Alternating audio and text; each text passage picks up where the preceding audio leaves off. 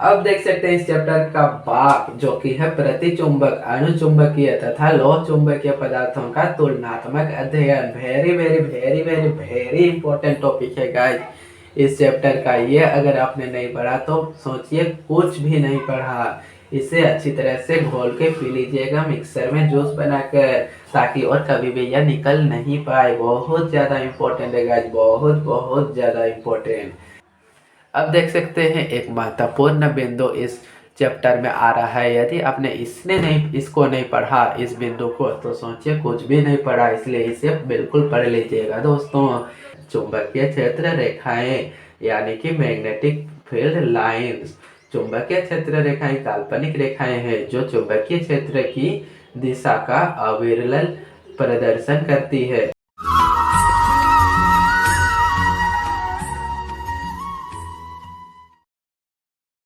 देखिए दोस्तों, आज का बहुत ही मजेदार चैप्टर जो है चुंबकत्व एवं द्रव्य, मैग्नेटिज्म एंड मैटर क्या बोलता है दोस्तों। पृथ्वी चुंबकीय क्षेत्र का एक प्राकृतिक स्रोत है। पृथ्वी इस प्रकार व्यवहार करती है जैसे इसके गर्भ में एक बहुत शक्तिशाली चुंबक हो, जिसका दक्षिणी ध्रुव पृथ्वी के उत्तरी ध्रुव की ओर तथा उत्तरी ध्रुव पृथ्वी के दक्षिणी ध्रुव की ओर हो। Correct guys. अब देखिए अगला क्या बोलता है। अगला बोलता है कि चुंबकत्व के अस्तित्व का मूल कारण है विद्युत आवेश की गति। धारावाही लूप करंट लूप में आवेश का संचरण सर्कुलेशन बंद पथ पर लगातार होता रहता है, और इसी के कारण धारा लूप एक ओर से दूसरे उत्तरी ध्रुव जैसा वामावार धारा एंटी क्लॉकवाइज करंट के लिए तथा दूसरी ओर से दक्षिणी ध्रुव जैसे है। धारा लूप में धारा की दिशा दोनों की ओर से दक्षिणावर्त या वामावर्त दिखाई दे, यह संभव है दोस्तों। Correct guys. अब देख सकते हैं स्पष्टता चुंबकीय में एक ध्रुव यानी कि मोनोपोल का अस्तित्व होता नहीं है दोस्तों। वह हमेशा चुंबकीय द्विध्रुव के रूप में ही रह सकता है, जबकि स्थिर वैद्युतिकी में एक ध्रुव मोनोपोल के रूप में एक धन एवं ऋण आवेश अलग अलग स्वतंत्र रूप से रह सकते हैं। अब देख सकते हैं चुंबकत्व संबंधी कुछ आम धारणाएं यानी कि विचार इस प्रकार है। पहला विचार क्या है। पृथ्वी एक चुंबक की भांति व्यवहार करती है, जिसका चुंबकीय क्षेत्र लगभग भौगोलिक दक्षिण से उत्तर की ओर संकेत करता है। दूसरा विचार क्या है। जब एक क्षण चुंबक को स्वतंत्रता पूर्वक लटकाया या शांत पानी पर तैराया जाता है, तो यह उत्तर दक्षिण दिशा में ठहरता है। इसका वह सिरा जो भौगोलिक उत्तर की ओर संकेत करता है, उत्तरी ध्रुव और जो भौगोलिक दक्षिण की ओर संकेत करता है, चुंबक का दक्षिण ध्रुव कहलाता है गाइस। यहाँ पे तीसरा विचार क्या है। दो पृथक पृथक चुंबकों के दो उत्तरी ध्रुव या दो दक्षिणी ध्रुव जब पास पास लाए जाते हैं तो वे एक दूसरे को विकर्षित करते हैं गाइस। इसके विपरीत एक चुंबक के उत्तर और दूसरे के दक्षिण ध्रुव एक दूसरे को आकर्षित करते हैं। यहाँ पे चौथा नंबर क्या बोलता है। लोह और उसके मिश्र धातुओं से चुंबक बनना संभव है। अब देख सकते हैं चुंबकीय द्विध्रुव यानी कि मैग्नेटिक डायपोल क्या कहता है। चुंबकीय क्षेत्र की स्थिति का परीक्षण चुंबकीय द्विध्रुव की सहायता से किया जा सकता है। किसी चुंबकीय दिक्सूची को किसी बाह्य चुंबकीय क्षेत्र में रखने पर उस पर एक बल आघूर्ण कार्य करता है, जिसके कारण वह अपनी सामान्य उत्तर दक्षिण दिशा में घूमकर बाह्य चुंबकीय क्षेत्र की दिशा में संरेखित हो जाती है। ठीक इसी प्रकार जब किसी दंड चुंबक धारावाही लूप, धारावाही कुंडली अथवा धारावाही परिनालिका को किसी बाह्य चुंबकीय क्षेत्र में रखा जाता है, तो इन सभी पर भी बल आघूर्ण कार्य करता है, जिसके कारण ये सभी घूमकर बाह्य चुंबकीय क्षेत्र की दिशा में संरेखित हो जाते हैं। इसी प्रकार किसी विद्युत क्षेत्र में स्थिर विद्युत द्विध्रुव इलेक्ट्रिक डायपोल पर भी एक बल आघूर्ण कार्य करता है। अतः चुंबकीय दिक्सूची दंड चुंबक, धारावाही लूप, धारावाही कुंडली तथा धारावाही परिनालिका का किसी बाह्य चुंबकीय क्षेत्र में व्यवहार ठीक वैसा ही है जैसा कि विद्युत क्षेत्र में किसी विद्युत द्विध्रुव का होता है दोस्तों। Correct guys. अब देख सकते हैं आगे क्या बोलता है। आगे बोलता है कि अतः चुंबकीय दिक्सूची धारावाही लोक धारावाही कुंडली तथा धारावाही परिनालिका आदि ये सभी युक्तियां चुंबकीय द्विध्रुव यानी कि मैग्नेटिक डायपोल कहलाती है गाइस। इस प्रकार वे सभी युक्तियां संरचनाएं जिनको किसी बाह्य चुंबकीय क्षेत्र में रखे जाने पर उन पर एक बल आघूर्ण कार्य करता है, जिसके कारण वे क्षेत्र की दिशा में संरेखित होने की प्रवृत्ति रखती है, चुंबकीय द्विध्रुव यानी कि मैग्नेटिक डायपोल कहलाती है गाइस। चुंबकीय पदार्थों के अणु परमाणु एवं मूल कण प्रोटॉन इलेक्ट्रॉन भी चुंबकीय द्विध्रुव होते हैं। इस प्रकार चुंबकीय द्विध्रुव की सहायता से किसी स्थान पर चुंबकीय क्षेत्र की उपस्थिति का परीक्षण किया जा सकता है। अब देख लेते हैं अगला टॉपिक जो कि है चुंबकीय द्विध्रुव आघूर्ण यानी कि मैग्नेटिक डायपोल मोमेंट। चुंबकीय द्विध्रुव की ध्रुव समार्थ तथा चुंबक के प्रभावी लंबाई के गुणनफल को चुंबकीय द्विध्रुव आघूर्ण कहते हैं। इसे किससे प्रदर्शित करते हैं? एम से प्रदर्शित करते हैं, यानी कि एम वेक्टर इक्वल टू क्या हो जाएगा? एम छोटा M into 2l N bracket के बाहर हो जाएगा एन वेक्टर, जो कि इस प्रकार है, नीचे आप देख सकते हैं, यानी कि m का वेक्टर इक्वल टू छोटा m इंटू 2l एन का वेक्टर। Correct guys. अब देख सकते हैं आगे क्या कहता है। आगे कहता है कि जहां n वेक्टर एक एकांक सदिश है जिसकी दिशा चुंबकीय अक्ष के अनुदिश दक्षिणी ध्रुव से उत्तरी ध्रुव धन की ओर आती है, इसका मात्रक क्या होता है? एम्पियर मीटर स्क्वायर, तथा इसका विमीय सूत्र क्या होता है? m0l2t0a। Correct guys. अब देख सकते हैं नॉलेज बूस्टर क्या कहता है। नॉलेज बूस्टर कहता है कि पहला नॉलेज बूस्टर, यदि एक दंड चुंबक जिसकी ध्रुव समर्थ m हुआ प्रवाही लंबाई 2l है तो इसका चुंबकीय द्विध्रुव आघूर्ण क्या हो जाएगा? m इक्वल टू छोटा m इंटू 2l। अब सेकेंड नॉलेज बूस्टर क्या बोलता है? यदि दंड चुंबक को लंबाई के लंबवत दो बराबर खंडों में विभाजित करें तो प्रत्येक खंड की ध्रुव समार्थ अपरिवर्तित रहती है, अतः प्रत्येक खंड का चुंबकीय द्विध्रुव आघूर्ण m इक्वल टू छोटा m into 2l/2 equal to m/2। देख सकते हैं यहाँ पे ये एक चुंबक है जिसको साउथ एंड नॉर्थ से इंडिकेटेड किया गया है, एंड बीच में क्या है? इसकी दूरी m है, एंड बाहर में देख सकते हैं यहाँ पे -m एंड यहाँ पे +m जिसकी दूरी 2l है। उसी प्रकार यहाँ पर भी ये साउथ पोल एंड ये नॉर्थ पोल जिसकी लंबाई l एंड यहाँ पे -m एंड यहाँ पे +m। ठीक उसी प्रकार यहाँ भी, यहाँ पे साउथ पोल, यहाँ पे नॉर्थ पोल, यहाँ पे -m, यहाँ पे +m, यहाँ पे l, एंड बीच में एक ये खींचा गया है जिसको हम b नंबर से इंडिकेटेड किए गए हैं इसको, एंड इसको a से इंडिकेटेड किए गए हैं। Correct guys. अब देख सकते हैं ये भी थोड़ा देख लेते हैं। यहाँ पे साउथ पोल है एंड यहाँ पे नॉर्थ पोल है, यहाँ पे -m/2 है एंड यहाँ पे +m/2 है, यहाँ पे -m/2 है एंड यहाँ पे +m/2 है। इसकी लंबाई कितनी है? 2l। इसको किससे इंडिकेटेड किए गए हैं? c से। करेक्ट है। ये a रहा, ये b रहा एंड ये रहा c। अब देख सकते हैं अगला बहुत ही मजेदार टॉपिक जो कि क्या है बताइए, जो कि है क्षण चुंबक यानी कि बार मैग्नेट। किसी क्षण चुंबक यानी कि बार मैग्नेट, करेक्ट गाइस, के आकर्षण गुण अट्रैक्टिव प्रॉपर्टी अर्थात लोहे के बुरादों अथवा कीलों को आकर्षित करने के गुण से हम सभी भली भांति परिचित हैं। पृथ्वी में चुंबकीय गुण का अस्तित्व मानव विकास से भी पहले से व्याप्त है और इसी के कारण से कपास या क्षण चुंबक में दैशिक गुण डायरेक्टिव प्रॉपर्टी होते हैं, अर्थात स्वतंत्र रूप से निलंबित सस्पेंडेड रहने पर वह हमेशा उत्तर दक्षिण दिशा में स्थिर हो जाता है। दोस्तों अब देख सकते हैं अगला टॉपिक क्या है, चुंबकीय क्षेत्र रेखाएं यानी कि मैग्नेटिक फील्ड लाइंस। चुंबकीय क्षेत्र रेखाएं काल्पनिक रेखाएं हैं जो चुंबकीय क्षेत्र की दिशा का अविरल प्रदर्शन करती है। जिस प्रकार विद्युत क्षेत्र अक्ष की विद्युत क्षेत्र रेखाओं से जाना जाता है, ठीक उसी प्रकार चुंबकीय क्षेत्र भी उसकी चुंबकीय क्षेत्र रेखाओं से जाना जाता है। Correct guys.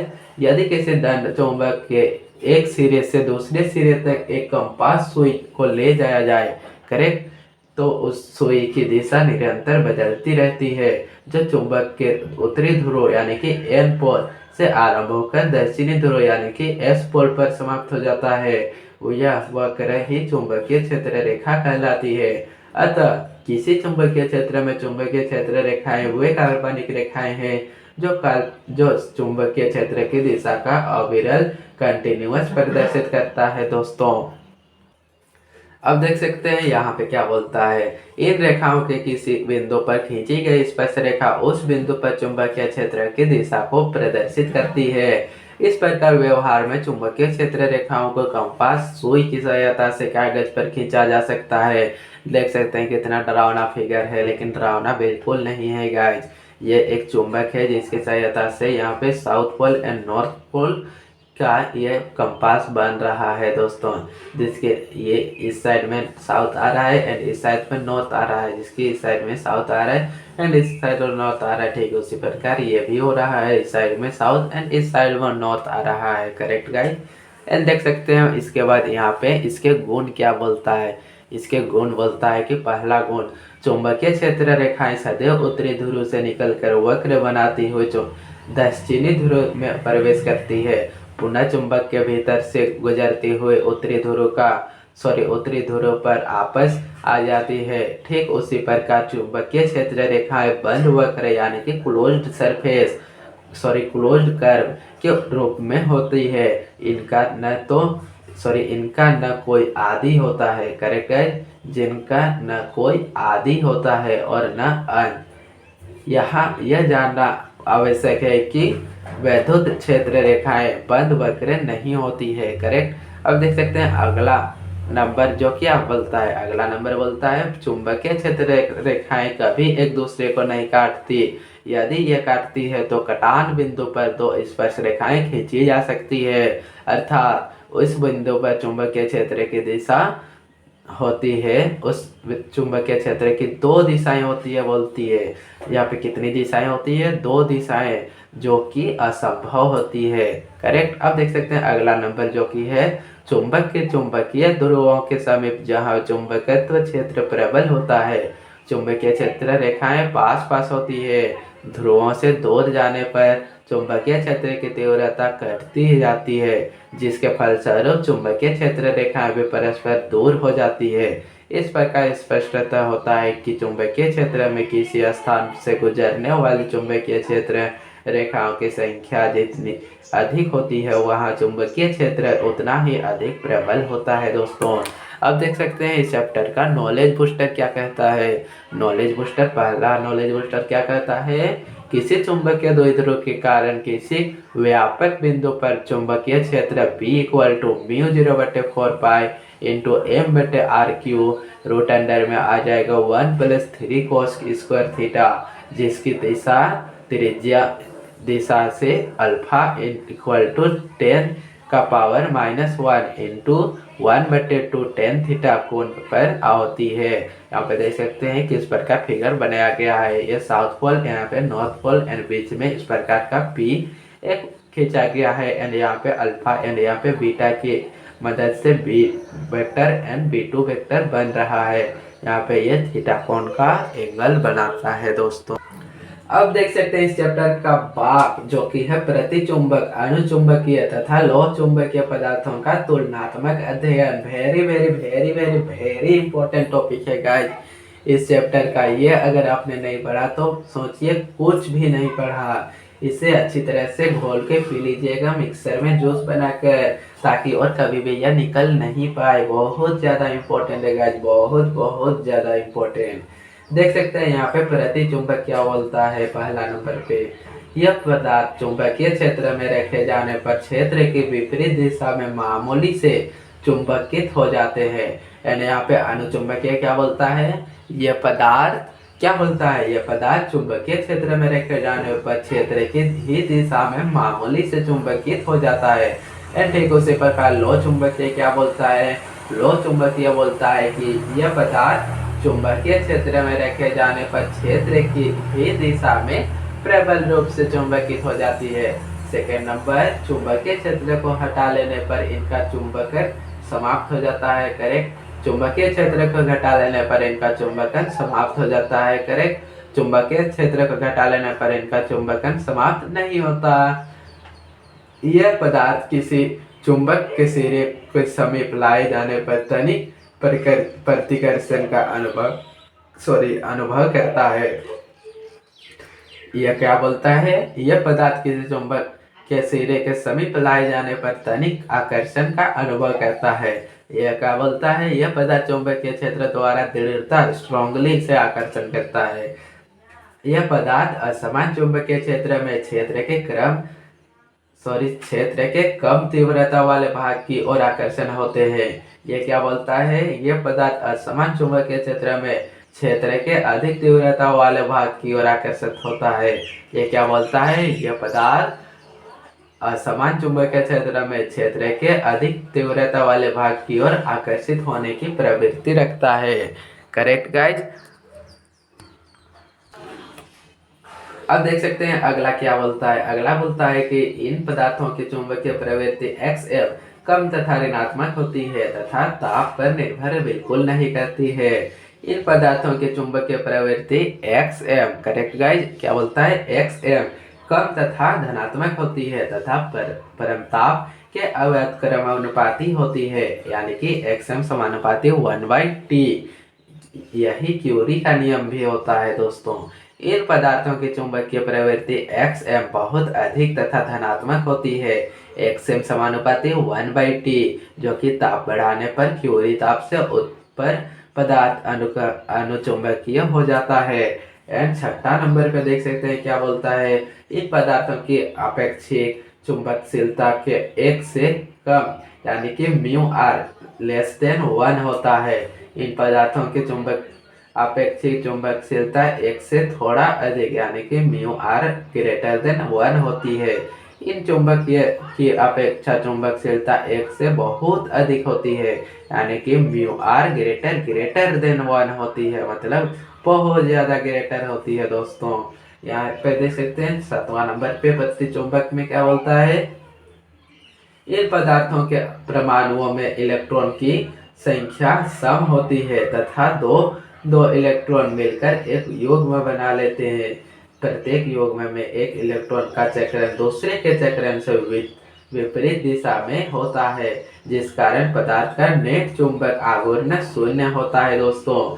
यहाँ पे अनुचुंबक पदार्थों के परमाणुओं में कुछ ऐसे अधिक इलेक्ट्रॉन होते हैं जिनके चक्रण एक ही दिशा में होते हैं, अतः ऐसे पदार्थों में अस्थायी चुंबकीय आघूर्ण होता है, परंतु ये अनियमित रूप से अभिविन्यास होते हैं, जिस कारण पूरे पदार्थ का चुंबकीय आघूर्ण शून्य ही रहता है गाइस। यहाँ पे लो चुंबकीय का रोल है। लो चुंबकीय बोलता है कि इन पदार्थों के परमाणुओं में इलेक्ट्रॉनों के चक्रण के कारण अस्थायी चुंबकीय आघूर्ण होता है तथा ये डोमिनो के रूप में व्यवस्थित होते हैं। डोमिनो के अनियमित अभिविन्यास के कारण इनका किसी भी दिशा में परिणामी चुंबकीय आघूर्ण ही शून्य रहता है। देख सकते हैं प्रतिचुंबकीय का 8वां नंबर क्या बोलता है। यह पदार्थ ठोस, द्रव तथा गैसों के रूप में होता है। अनुचुंबकीय में यह पदार्थ ठोस, द्रव तथा गैसों के रूप में होता है। लो चुंबकीय में यह पदार्थ केवल क्रिस्टलीय ठोस के रूप में होता है। अब देख सकते हैं प्रतिचुंबकीय का उदाहरण Ag, Au, Sb, Bi, Cu, NaCl, H2O, Hg, H2N2, He, Xe व Au। यहाँ पे देख सकते हैं अनुचुंबकीय क्या बोलता है। PtAl कृपचन, सोडियम, MnO2 यहाँ पे Ni निकेल तथा Fe यानी कि लोहा के लवणों के विलयन होता है बोलता है। अब देख सकते हैं यहाँ पे लो चुंबकीय का बोलता है का उदाहरण FeNiCO। अब देख सकते हैं और एक और मजेदार टॉपिक जो कि है अस्थायी चुंबकीय तथा विद्युत चुंबक, यानी कि अंग्रेजी में कहेंगे परमानेंट मैग्नेट एंड इलेक्ट्रोमैग्नेट्स। अब पहला नंबर में आ जाएगा अस्थायी चुंबक, यानी कि परमानेंट मैग्नेट को हम ध्यान देते हैं। वह पदार्थ जो कमरे के ताप पर अपने लो चुंबक गुण दीर्घकाल के लिए बनाए रख सकते हैं, अस्थायी चुंबक कहलाते हैं गाइस। अस्थायी चुंबक बनाने के लिए पदार्थ की धर्नाशीलता उच्च होनी चाहिए, जिससे कि चुंबक शक्तिशाली हो, साथ ही पदार्थ की निग्रहिता में भी उच्च होनी चाहिए दोस्तों। जिससे कि चुंबकत्व बाह्य अवांछित स्ट्रे चुंबकीय क्षेत्र अथवा यांत्रिक विक्षोभों अथवा ताप परिवर्तनों के प्रभाव से कम न होने पाए। अस्थायी चुंबक में स्थैल्य हानि का कोई महत्व नहीं होता, क्योंकि इसका बार बार विचुंबकन नहीं किया जाता। इन सभी दृष्टिकोणों से अस्थायी चुंबक स्टील के बनाए जाते हैं। यह सही है कि स्टील की धारणशीलता नरम लोहे की अपेक्षा कुछ कम है, परंतु इस बात का अधिक महत्व नहीं है, क्योंकि स्टील की निग्रहिता नरम लोहे की अपेक्षा कहीं अधिक है दोस्तों। अब देख सकते हैं अगला टॉपिक जो कि है विद्युत चुंबक यानी कि इलेक्ट्रोमैग्नेटिक, जो कि है अस्थायी चुंबक परमानेंट मैग्नेटिक का भाई। अब देख सकते हैं इसका भाई क्या बोलता है। विद्युत चुंबकों के क्रोध के लिए वह पदार्थ उपयुक्त है जिसमें धारणा चुंबक क्षेत्रों द्वारा ही अधिक चुंबकीय प्रेरण फ्लक्स घनत्व उत्पन्न हो जाते हैं तथा शैलीय हानि कम से कम हो। नरम लोहे के शैलित वक्र है कि स्पष्ट है कि ये दोनों गुण नरम लोहे में होते हैं, अतः नरम लोहा विद्युत चुंबक की क्रोध के लिए आदर्श पदार्थ है। यह विद्युत धारा के चुंबकीय प्रभाव का व्यवहारिक उपयोग है दोस्तों। अब देख सकते हैं धारावाही परिनालिका एक दंड चुंबक की भांति व्यवहार करती है। यदि इस परिनालिका के अंदर नरम लोहे की छड़ रख दी जाए तो परिनालिका का चुंबकत्व कई सौ गुना बढ़ जाता है। इस स्थिति में यह परिनालिका एक विद्युत चुंबक कहलाती है। यह एक अस्थायी शक्तिशाली चुंबक है। इस आधार पर विद्युत चुंबक बनाने के लिए नरम लोहे की एक सीधी छड़ अथवा घोड़े के नाल के आकार की छड़ पर तांबे का विद्युत रोधी तार अनेक फेरों में पास लपटे हुए होते हैं। तार लपटते समय यह ध्यान रखना चाहिए कि तार का घुमाव एक ही दिशा में रहे। घोड़े की नाल के आकार की छड़ की भुजाओं पर तार इस प्रकार लपटे हैं कि उनमें धाराएं क्या होती है, उन पर धाराएं विपरीत दिशाओं में हो। कुछ घंटों तक इस तार में दिष्ट धारा प्रवाहित करने पर लोहे की छड़ चुंबक बन जाती है दोस्तों। धारा प्रवाह के समय चुंबक की मात्रा अत्यधिक होती है तथा धारा प्रवाह को बंद कर देने पर छड़ में चुंबकत्व नहीं रहता है। छड़ के जिस सिरे की ओर से देखने पर तार में धारा की दिशा वामावर्त है। वह सिरा उत्तरी ध्रुव यानी कि एन तथा दूसरा सिरा दक्षिणी ध्रुव बनता है, अथवा जिस सिरे की ओर से देखने पर धारा की दिशा दक्षिणावर्त है वह सिरा दक्षिणी ध्रुव एस बनता है तथा दूसरा सिरा उत्तरी ध्रुव बनता है दोस्तों।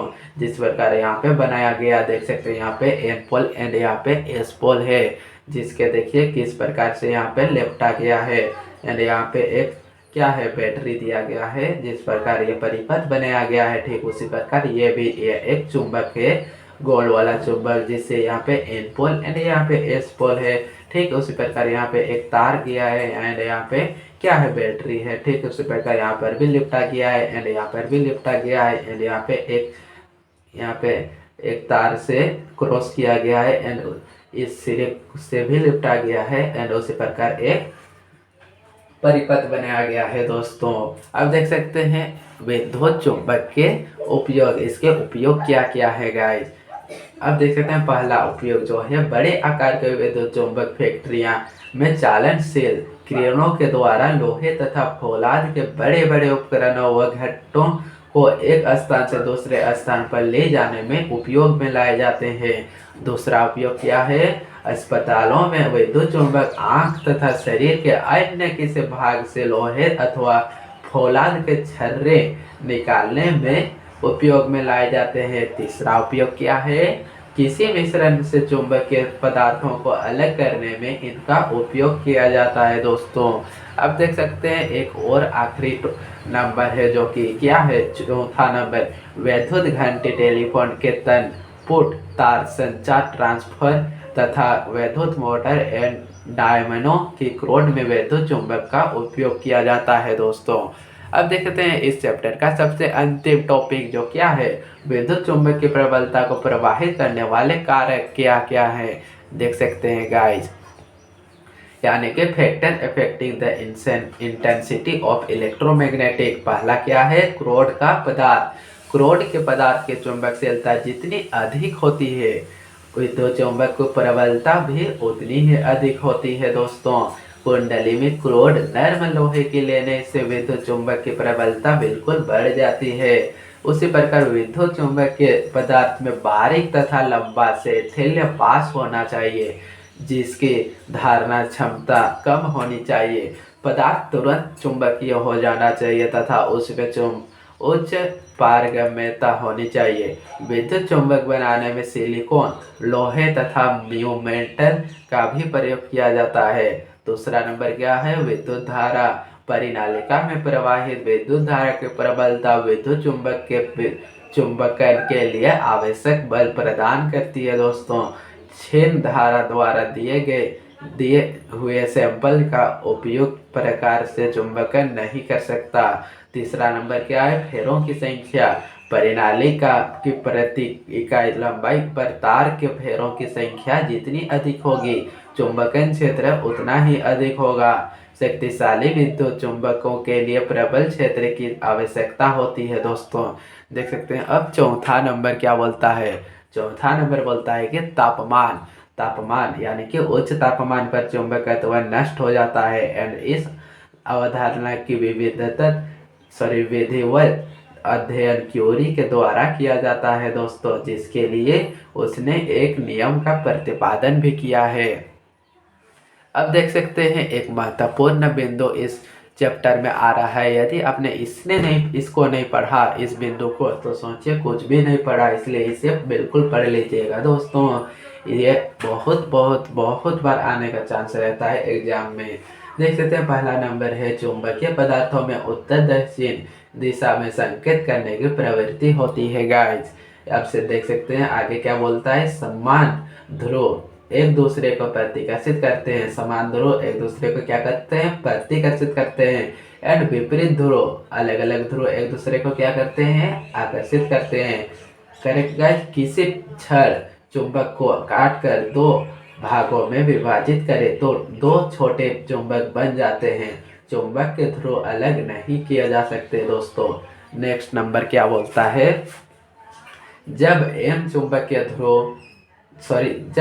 चुंबकीय द्विध्रुव आघूर्ण वाले क्षण चुंबक को समान चुंबकीय क्षेत्र बी में रखते हैं तो ए इस पर लगने वाले कुल बल शून्य होता है।